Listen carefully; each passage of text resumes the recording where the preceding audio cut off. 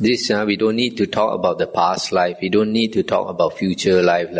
It is enough to see dependent origination in one lifetime.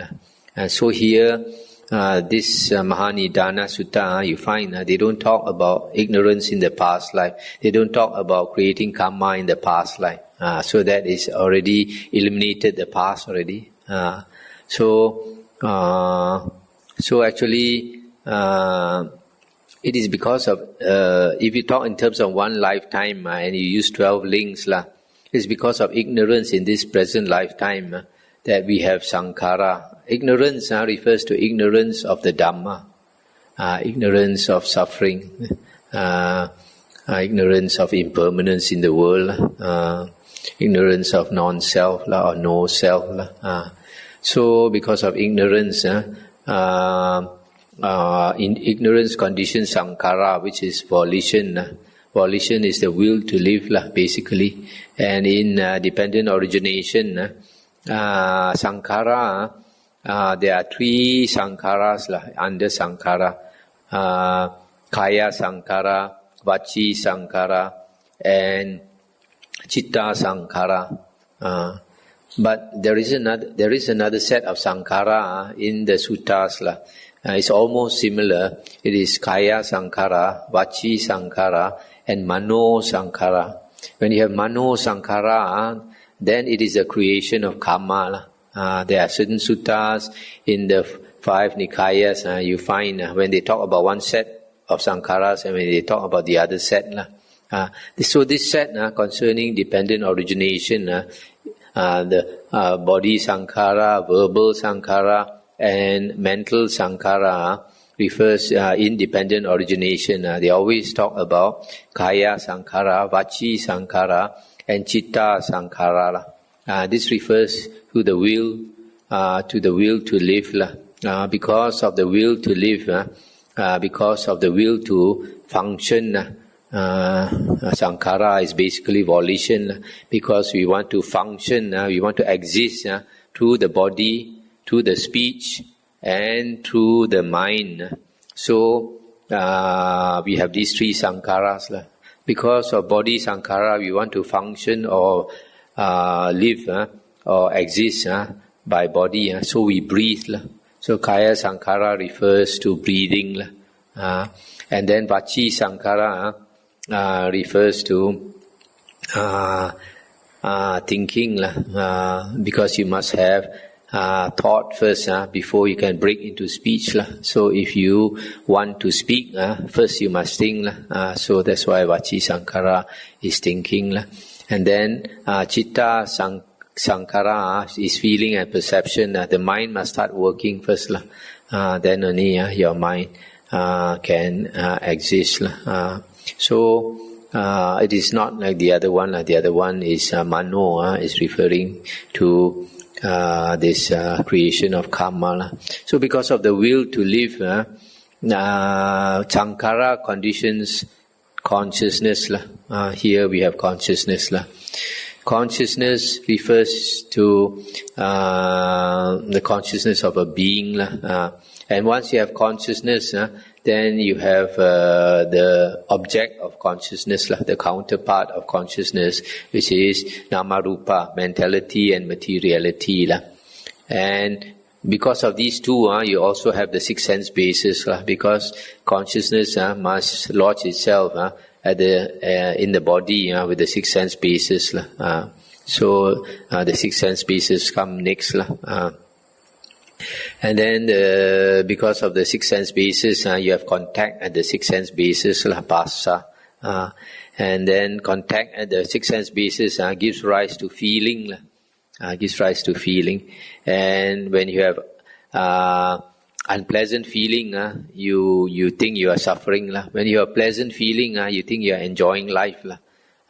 So because we want to enjoy life, we keep chasing after pleasant feeling. So you find in the world, if you can market anything, you can sell anything which gives people pleasant feelings, people will buy. Whether it's through the sights or through the sounds or through the smells, taste, touch, people will buy.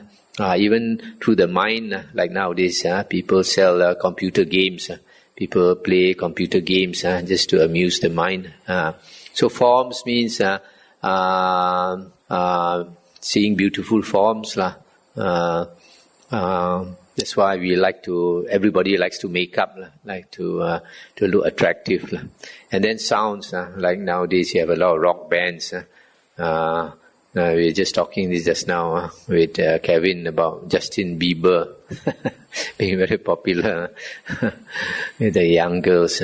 So if you can make nice sounds, people want, and then smells, people sell perfumes, and then taste, everybody wants to eat good food. And then touch, touch is basically sex and all these things. So because of pleasant feelings, craving arises. The Buddha says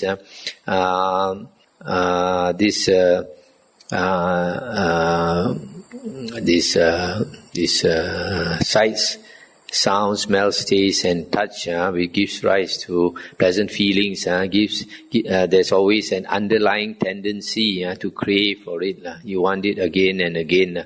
Once you experience something that gives you pleasant feeling, then when you don't have it, the memory makes you crave for it.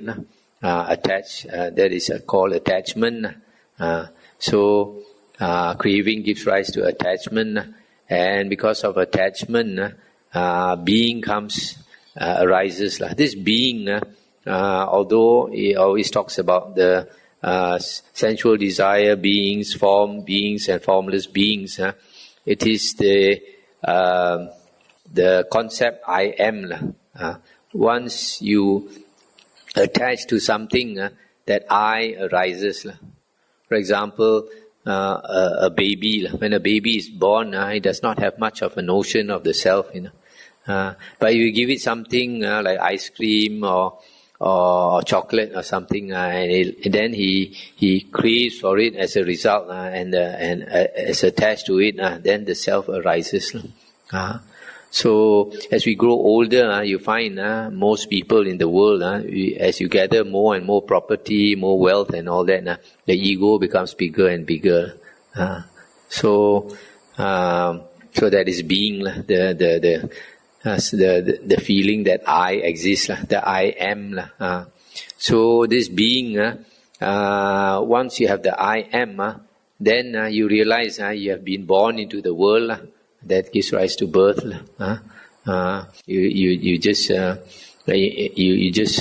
that in this lifetime you had come into being. You were born from your mother's womb, although you don't remember, and yet you know that you were born. And then from birth, you identify yourself with the body, and then there is aging. As the body ages, you think I age. When the body becomes sick, you think I am sick. When the body dies, you think I die. And all the different types of suffering, sorrow, lamentation, pain, grief, and despair, all this. So that is basically the 12 links of dependent origination. Here it does not explain very much. That's why I always say, one sutta, you cannot get much. You have to study many suttas to understand. That's why, like, to understand dependent origination, you have to study the many suttas, in the Nidana chapter of the Samyutta Nikaya. Just as to understand Satipatthana, you don't understand Satipatthana just by reading one Satipatthana sutta. You have to study the many suttas under the Satipatthana chapter of the Samyutta Nikaya. So I think that's all I want to say here for now. You probably have some questions we can discuss.